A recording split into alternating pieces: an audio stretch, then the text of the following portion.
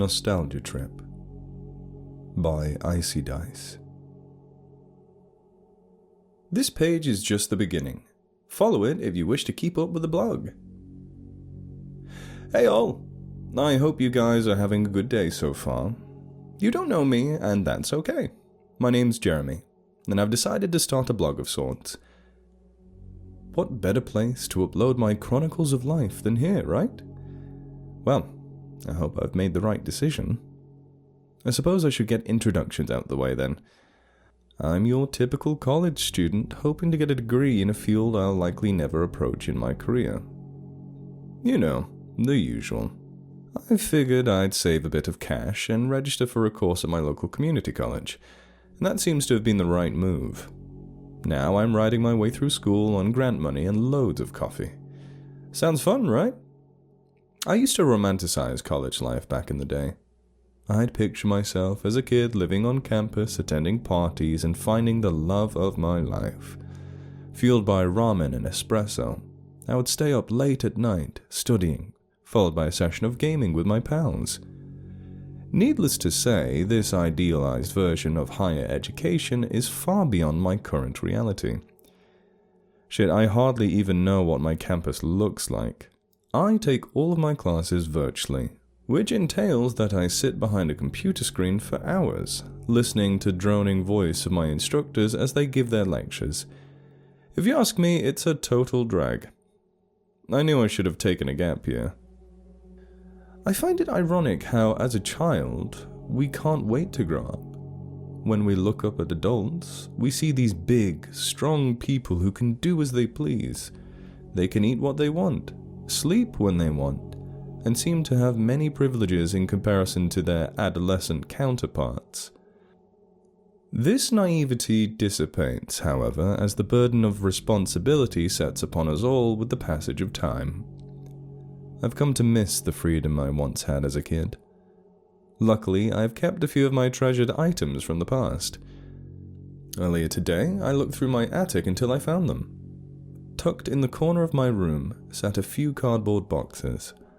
I took them downstairs and traced my hand along the dusty surface before opening the flaps and peeking inside. I sifted through a pile of clothes I used to wear.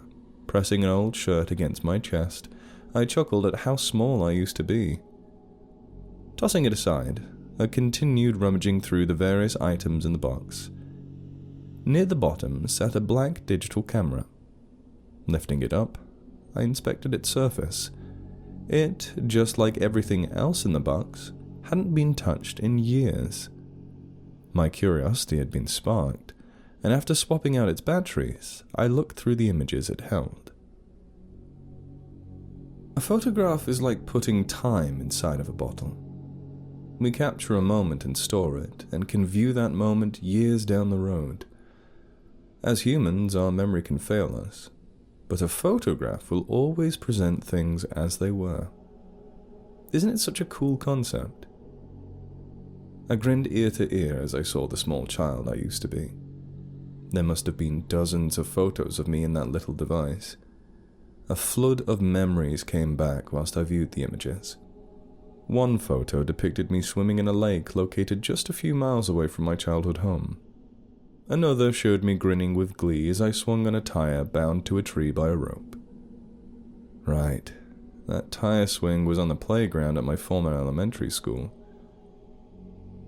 I must have spent quite some time reminiscing, until I stumbled on an odd photo.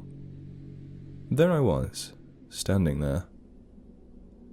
I looked as disinterested as could be. Rather than carrying my typical smile, I held a frown on my face. I wouldn't have thought much of it, had the next few photos not been equally as strange. Between them all, the expression on my face remained consistent.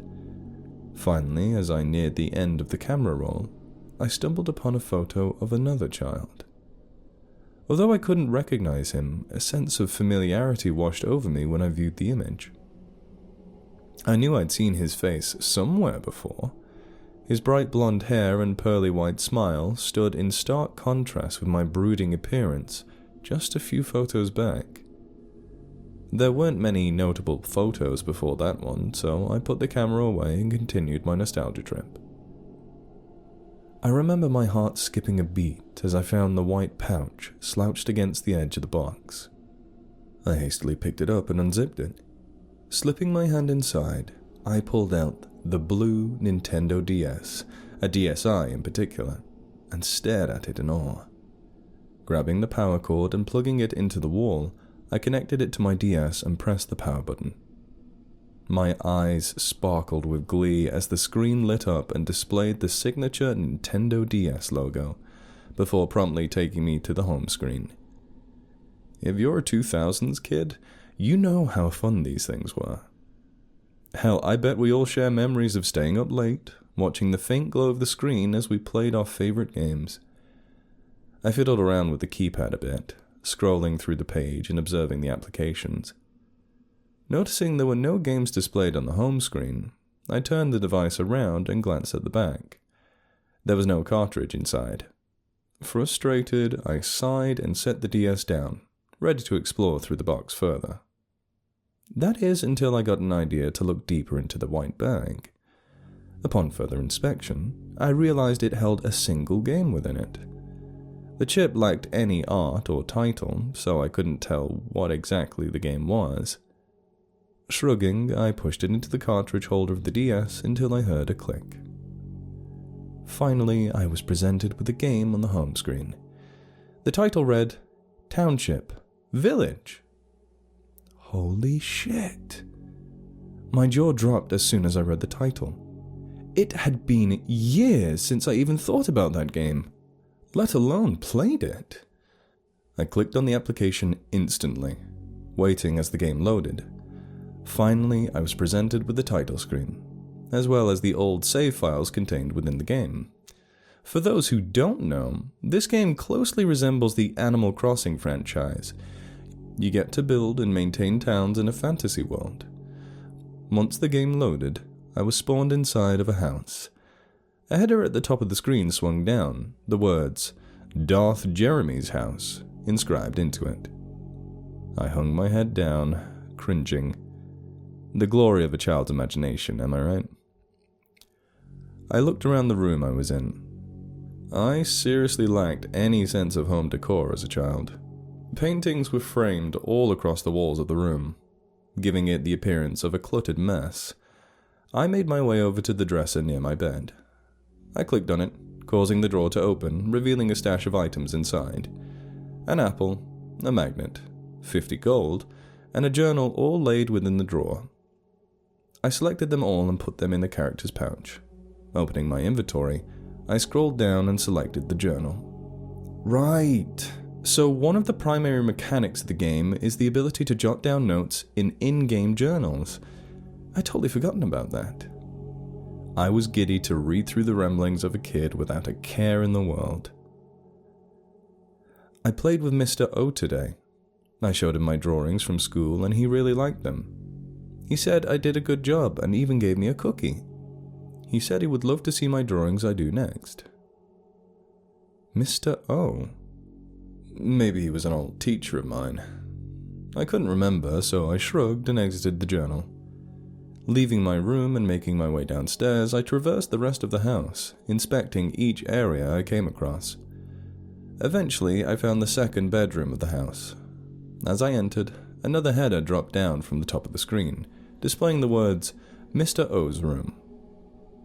I paused. Inside stood another character.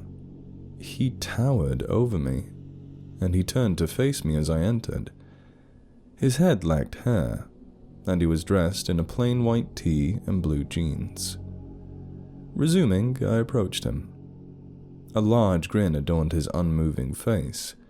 Deciding to chat with him, I clicked on his character, but he said nothing. The rest of the area was barren, save for a single door at the opposite end of the room. I entered it, revealing a bathroom. A silhouette stood in the tub behind the shower curtain. Approaching it, I pulled back the curtain to reveal a second Mr. O simply stood there, sporting his same smile. Once more, I clicked on his character to open his dialogue. He merely said, "Don't forget to scrub your back," and nothing more. His eyes watched me closely, seemingly following me no matter where I was. I opted to close the shower curtain and exit the room. I admit it was weird as shit for him to be in there. Then again, it wouldn't be implausible for me to have placed him in there as some kind of gag as a kid. You know how stupid and random a child's humor can be. Still, I couldn't seem to recall who he was. It took me a bit more searching to figure out why that character was in my house. An in-game computer sat at the dining room table, and inspecting it revealed a character creation option. I was able to create and insert characters into my world as I pleased. Selecting the character creation option revealed that I had only created Mr. O. It was just him and I in this world. Alone. Exiting the computer and turning around, I was shocked to see Mr. O standing behind me, mere pixels away from my character. As I backed away, his body stayed perfectly still, only moving his head to keep his watchful gaze fixated upon me. I stepped out of my house and roamed around the town. Not a single soul was in sight. I followed the dirt trail through the town until I reached a house on the edge of the woods. Every house up to that point had been empty, but I figured it wouldn't be too much trouble to search through one more. As I entered, I was surprised to discover it was filled with furniture and appliances. Even more shocking, however, was that I found the home to be fully occupied. A familiar man stood in every corner of the house, watching me. What the fuck? Who was this guy? I couldn't remember for the life of me. I made my way around the house anyway, exploring the various drawers and cupboards sitting around. In one such cupboard sat a journal. I placed it in my inventory once more and opened it. "Remember, Jeremy, it's just you and me here. Love, Mr. O." That didn't seem consistent with my writing style as a child. I'm still not sure what to make of that. I set my DS aside and got up, a sense of confusion washing over me. I'd expected to find the incoherent ramblings of a kid in those journals. Instead, I was greeted with rather ominous notes left about in a desolate world. Well, an almost desolate world. I decided to simply shove my confusion to the back of my mind and continue going through the box. I was ecstatic to find a bunch of my old drawings. My artistic ability hadn't developed past making stick figures, but hey, I was just a kid.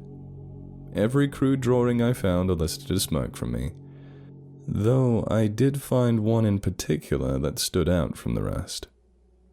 I had drawn myself holding hands with a man.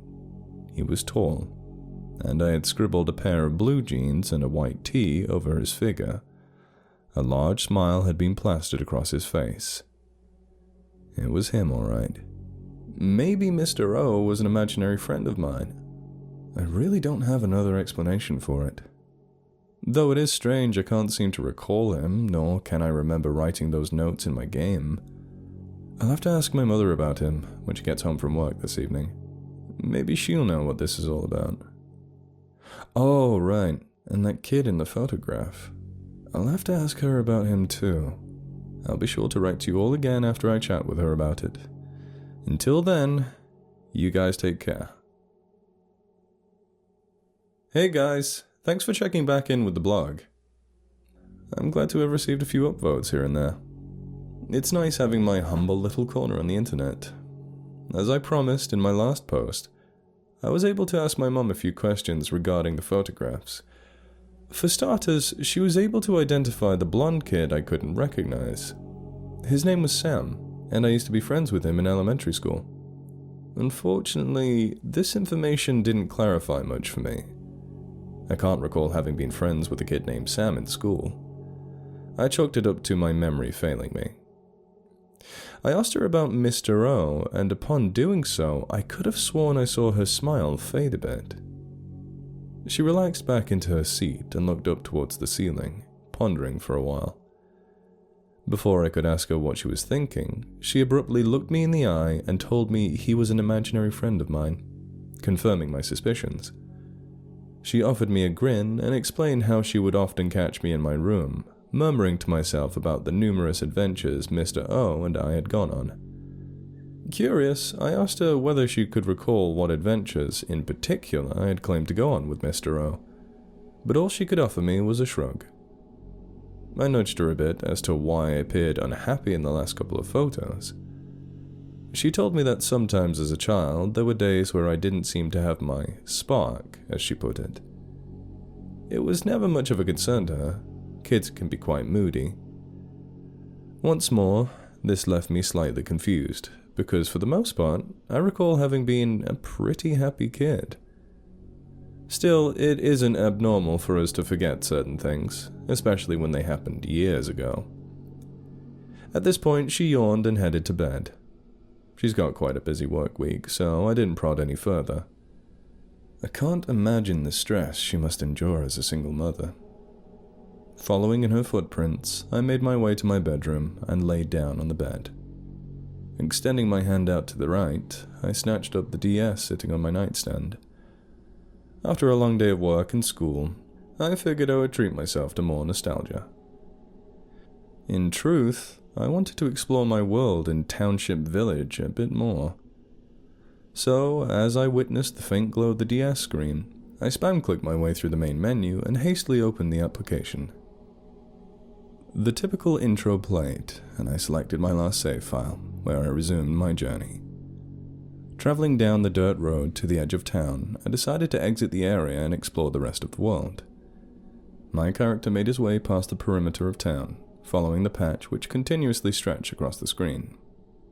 Deciding to turn the volume up a bit, I took in the various sounds of the game. The birds chirped softly in the background, and the wind blew quietly through the area. I nodded my head to the tune of the gentle melody provided by the game's soundtrack. That's when I noticed it. Not only could I hear my footsteps, but footsteps that marched in a pattern that was incongruent with my own. I stopped walking and the second pair of footsteps ceased shortly after. Turning around and approaching the origin of the strange noise, I was met with the image of Mr. O, standing perfectly still. He didn't speak a word to me. He simply gazed upon my character, never blinking, not once glancing away. Mr. O would continue following me down the trail. Upon reaching a clearing, I noticed a tree standing in the distance, a tire bound to one of its branches with a rope. Beyond that was a school I remembered attending. The yard and blacktop in front of it were empty. I discovered that the same could be said of the corridors as I entered the school, wandering through its hallways. Most of the classrooms were nondescript.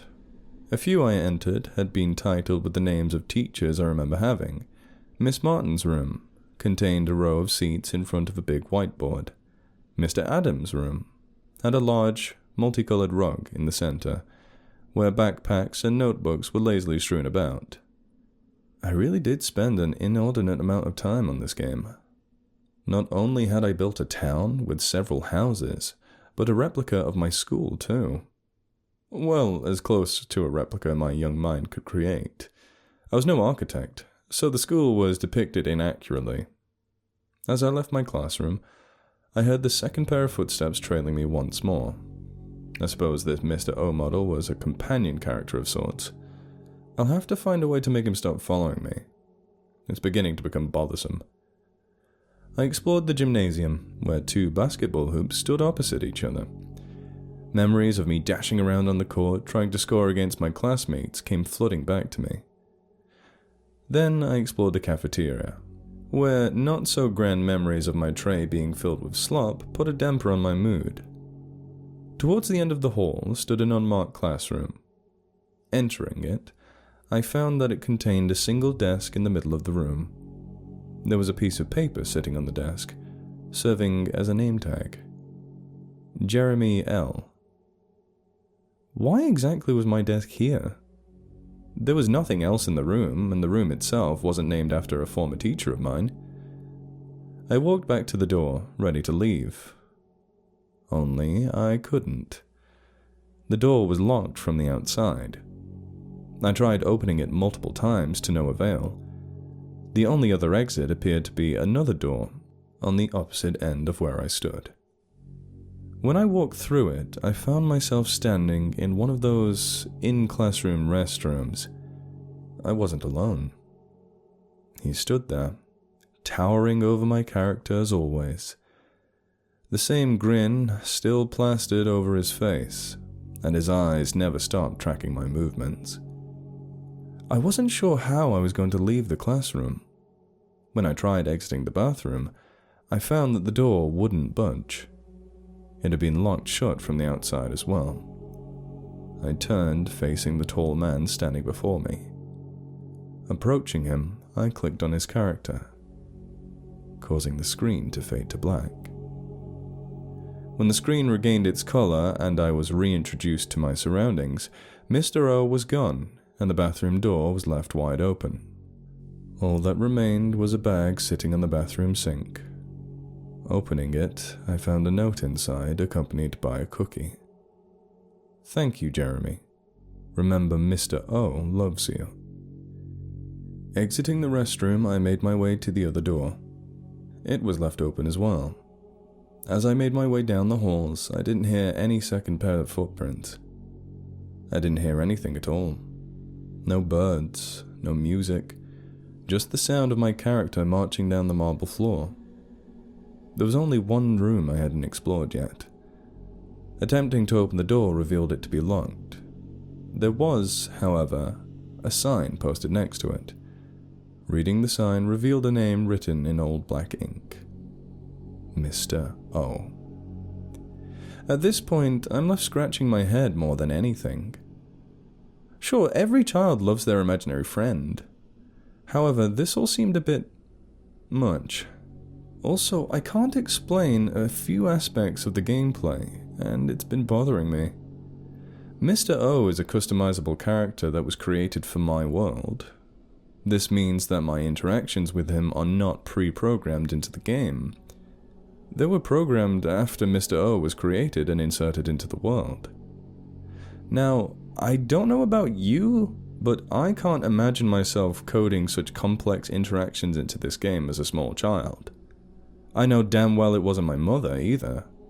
Bless her heart, but she's about as proficient with technology as a snake is with flying. Trust me, I've spent hours trying to teach her how to send an email. I chose to put the game down and hop on my computer. At that point, the blue light was all that kept me from passing out. Despite my drowsiness, I was able to Google Township Village for the Nintendo DS. I found nothing. Not a single seller of the game on eBay and Amazon. Not even an obscure forum post about the game on Reddit or Quora. Either this was a highly unknown game, or it was a completely original copy altogether. Now that I think about it, I don't remember how I got my hands on the game in the first place. Not wanting to get up and knock on her bedroom door, I texted my mum, asking her whether she knew where I got the game. She told me she had no idea where I got it, and always assumed that one of my childhood friends gifted it to me. I simply started playing it one day. Remembering that Sam fellow she had mentioned earlier, I asked her if she had his contact information. Sadly, she didn't. He hadn't been in contact with our family for ages. I guess it was a long shot, but it was still worth the attempt. After all, you miss 100% of the shots you don't take. I plugged my charger into the DS and set it back on the nightstand. I'll play with it some more tomorrow after I finish my schoolwork. This page is awaiting further updates. Check back in once in a while to catch the next one. This was meant to be the end of my last entry, but I honestly can't fall asleep. I'm just laying here, staring up at the ceiling. I've been unable to push my concerns to the back of my mind. If I didn't program those interactions into the game, and my mother didn't, then who did? My eyes keep darting towards the DS. I couldn't have been the only one that's played that game. Reopening my laptop, I typed out a forum post asking if anyone else has ever heard of Township Village, let alone played it. If any of you are reading this that have any information on the game, please let me know. I'm trying not to lose that much sleep over all this, so it would bring me great comfort to know that others know about this. Hell, for all I know, I've stumbled upon a forgotten piece of video game media. Talk about buried treasure. I think I'm finally feeling tired enough to fall asleep, so I'll probably end this here. Thanks to everyone who's been reading up to this point, I greatly appreciate it. Tomorrow I'll explore other parts of the world to see what other towns I may have built. Maybe I'll also find some answers regarding the origins of the game, as well as who may have tampered with this programming. I'm almost certain that I'm not the only person to have laid hands on it. I just wish I could remember who else may have handled my DS all those years ago. Alright, first things first, my mother confronted me earlier. She had some questions regarding what reminded me of Mr. O. She found it peculiar I had remembered a person I hadn't spoke of in years, but she initially forgot to ask me about it due to her fatigue after a long workday. I told her about the drawing I found in a cardboard box. I neglected to mention that he was omnipresent within the game, however. I'm not entirely sure why I omitted that information. It was as if the mere thought of doing so cultivated a strong reaction deep inside my gut. The best way I can describe it is the sensation that washed over us when we do something we aren't supposed to as a kid, such as sticking our fingers into the cookie jar. She accepted my explanation, yet she seemed wary about the whole thing. She continued to ask me what I remembered about Mr. O, but I repeatedly told her I remembered nothing about him, reminding her that I was the one who asked her about Mr. O first, signifying my lack of knowledge on the subject. She nodded her head in agreement. She's been acting very strange in regards to this entire situation. I inquired about her odd reaction to Mr. O, and she simply shook her head and chuckled to herself. Her laugh wasn't very convincing. The usual energy in her eyes appeared drained, and subtle rings encircled them. It was clear to me that she hadn't been sleeping well. According to her, it had been deflating listening to me constantly ramble about my imaginary friend. She smirked slightly and expressed disapproval of me mentioning him at all, remarking that it might be best to forget him altogether. Ironic, considering she was the one who brought him up this time. Her smile was, once again, not convincing in the slightest. To the commenter on my last post, I'm greatly sorry that you also live in a single-parent household. I understand all too well how difficult that can be. On the flip side, I'm glad my post can connect with people in a way that they can relate to. It invokes a kind of communal feeling, don't you think? No worries about asking what happened to my father, by the way. I'm more than comfortable divulging that information. My father passed away when I was very young. I had no concept of death or loss at that time, so from my perspective, he was just there one day and gone the next. He had taken his own life, but I couldn't quite grasp the gravity of the situation back then. I recall seeing my mother look utterly devastated each day. Sometimes I could even hear her weeping at night, alone in her bedroom. Even if I couldn't fully understand what was happening, I knew something was wrong. I would try to comfort my mother, embracing her every time she appeared to be upset. She appreciated my efforts, I'm sure of it. Even today, the feeling of her returning my hug and fruitlessly trying to suppress her tears is one I can recollect vividly. There are some other things I would like to cover in this entry. I know I said I would explore the game further today, but I've decided against it. I apologize, but you see, I dreamt of him last night. Mr. O appeared before me, his formidable stature casting a dark shadow over my petite frame. I looked up at him, arcing my neck to view his face. His grin was wide as could be as he stared down at me. His eyes seemingly bulging out of his sockets, the veins surrounding them protruding through his skin. He methodically set one foot in front of the other, approaching me. Instead of backing away, I inexplicably reciprocated his advancement. When I was close enough for him to reach out and grab me, he did just that. He firmly gripped my arm, pulling me closer to him. At that point, I realized a strong sense of raw terror was brewing within me. I finally snapped out of my daze and began to struggle. As I squirmed and attempted to wriggle free of his grasp, he only clenched my arm tighter. I began grunting as panic set in. I could feel the adrenaline coursing through my veins as I struggled to free myself from his grip. All the while he kept his eyes on me, his glare seemingly burning into my soul. I only paused when I felt his palm violently strike my cheek. I stood motionless as he bent down and positioned his face directly in front of me. He maintained that signature shit-eating grin even whilst his tongue slid out from his parted lips. I helplessly observed as he licked his lips, and at that very moment, my eyes met his. In them, I saw pure, unadulterated hunger. He then proceeded to speak to me. He didn't say much, only uttering a single sentence whilst keeping his sights directly on me. Jeremy, I love you, Jeremy. I will always love you, Jeremy. He stopped, and his grin grew impossibly wide as his lips curled past his ears, the skin around his mouth tore open, and a sickening crack could be heard whilst his jaw adjusted to his new deformed smile. He repeated those words to me again and again and again. Jeremy, I love you, Jeremy. I will always love you, Jeremy. As he repeated those words, no longer did they originate from him. They echoed throughout the room surrounding us. He began slowly pulling me towards his gaping maw. I wanted to scream, but I couldn't. I could only watch in horror as this man lifted my tiny body off the ground, bringing me closer and closer to his mouth. I caught a final glimpse of his eyes. The hunger they contained had grown exponentially.